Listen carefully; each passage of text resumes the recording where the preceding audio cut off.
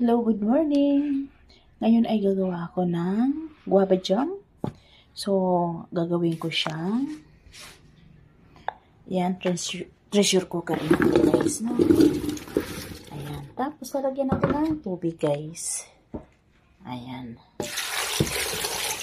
Ayan.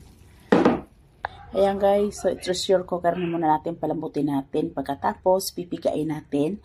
Ang katas niya, yun ang gagamitin natin pakukuluan. At lalagyan natin ng asukal. So, ito guys, pakuluan muna natin guys. Ayan na ang aking pinakuloang guava. So, ngayon guys, dudugin ko muna. Pagkatapos, pipigain, sasalain. Ayan guys, nadurog ko na siya. As in, ayan, durog na.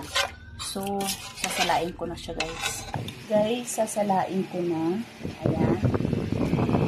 Sasalain ko muna lahat. Hello guys, ayan, nasala ko na siya. Pero, sasalain ko siya ng doble bago natin isalang sa kawali. Ayan. Ayan na guys. Ayan na, sinalang ko na siya. So, 2 bisis ko na siya sinala.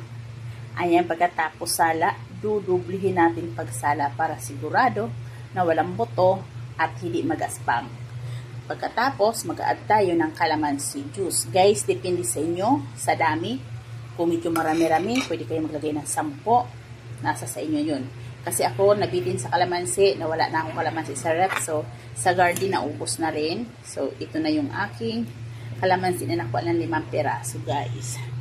Ayan. So, pakuluin na lang natin to at saka mag-add tayo mamaya ng asukal. Ayan, guys.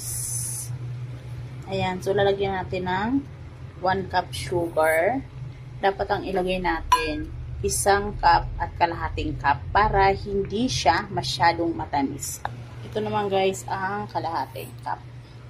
So, hayaan lang natin, guys, na kumulo na matunaw na masyado yung asukal. So, kanina ko pa siya pinakuloan guys, no?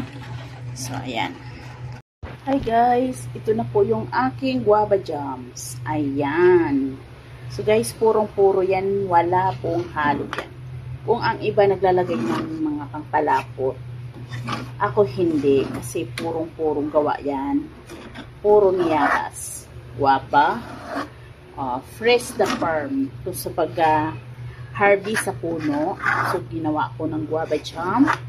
Guys, ayan na siya. Ayan, guys. Pag lumamig siya, guys, lalo siyang lalapot. Pag lumamig siya. Ayan, guys.